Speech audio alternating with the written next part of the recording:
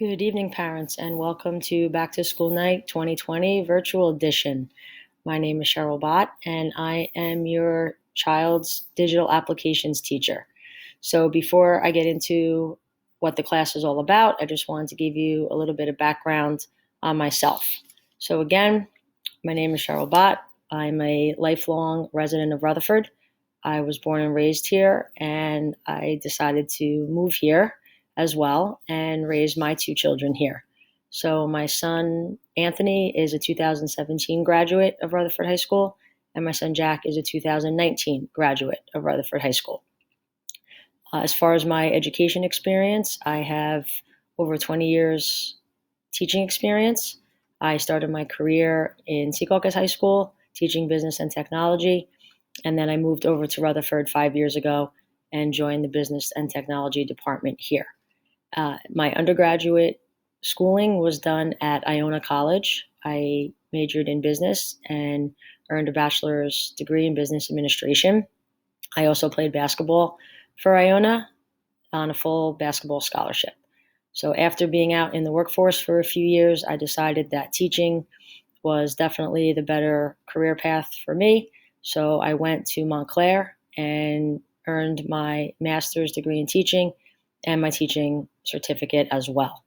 I also have 30 credits beyond my master's, and most of those are in technology, and I also have my supervisor certificate. So that's a little bit about me and my educational background. As far as my involvement at Rutherford High School, I'm a three-sport coach. I coach cross country in the fall, I coach girls basketball in the winter, and softball in the spring. I'm also the co-advisor of the class of 2024, and I'm also the co-advisor for the FBLA, which is the Future Business Leaders of America Club.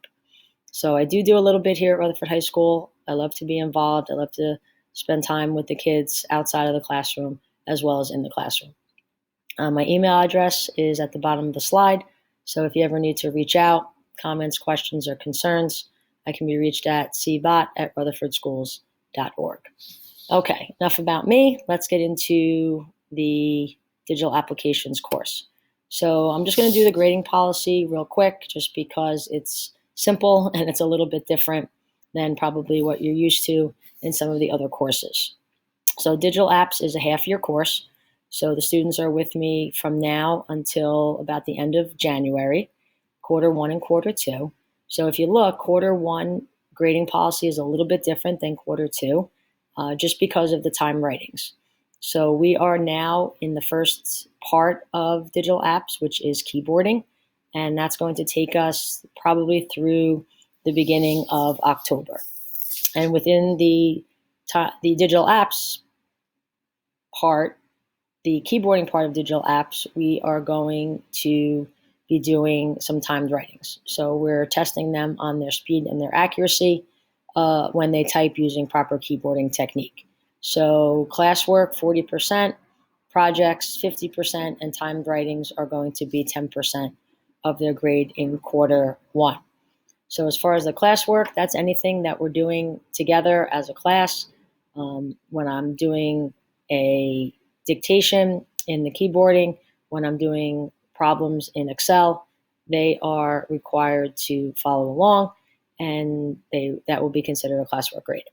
So once something is taught, and once they have a handle on what the concept is, I will be assigning various projects, and that's a big part of their grade. So this is basically a hands-on course where they're mostly doing rather than me talking. So their projects are a big part of their grade. So that's quarter one. So you have 40% classwork, 50% projects, and 10% is the timed writings. That changes a little bit in quarter two because we're not keyboarding anymore. So there are no more timed writings. So your classwork is up to 45% and your projects are up to 55%. So that would be the grading policy for digital apps. It's posted in Google Classroom, so you can look at that anytime if you need to. So as far as what we do, we talked about it's a half-year course. All assignments are posted in Google Classroom. There is no book for this course as far as the Google Sheets that we're going to be doing and the database program at the end. The keyboarding, there is a book.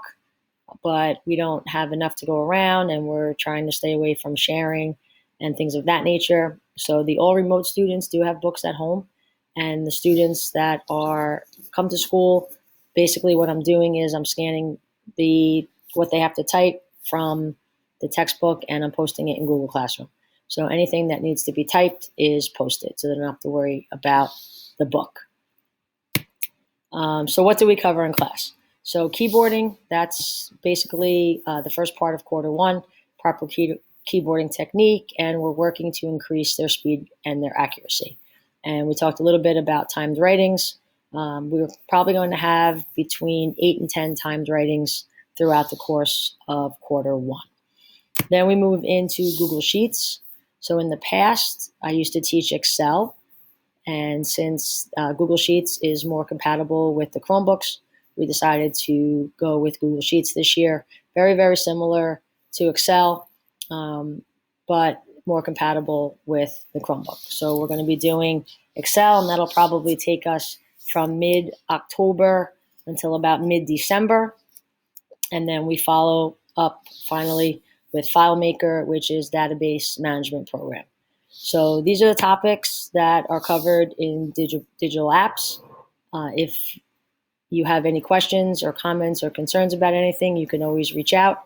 You have my email. So far, so good. The typing, it gets a little bit tedious at times, and the students really need to stay on top of the work. I do Zoom pretty much every day. I do dictate to them via Zoom, and if they're in the room, so they should be getting into the habit when they're home to log on every time that we have class. I do post reminders in the attendance. So so far, so good. For the most part, everybody's pretty much logging on, but I don't want them to fall too far behind with some of the work. So most of the stuff that I give can be completed in the 42-minute block that we have. And if not, they are able to finish it in the afternoon for completion before the next class. So that's pretty much about digital apps. Again, everything's posted in Classroom. The grading policy, the requirements, all of those things are posted there, as well as the Zoom link for the kids for every day for when they get on, the attendance, and any other work that needs to be handed in. I do update PowerSchool pretty regularly, almost every day. So, and I tell this to the kids, if I put a 0 in there, not to panic, don't freak out that there's a 0 in there. All that means is that I'm updating my grades and you haven't given me what you need to give me yet. All right. So if they're absent one day, they have a day to make up the work. If they're absent 2 days, they have 2 days to make up the work, so on and so forth. But most of the stuff can be completed within the class period if they're here every day for class. So that's it as far as digital apps. Again, any questions or concerns, please feel free to reach out, and have a great night.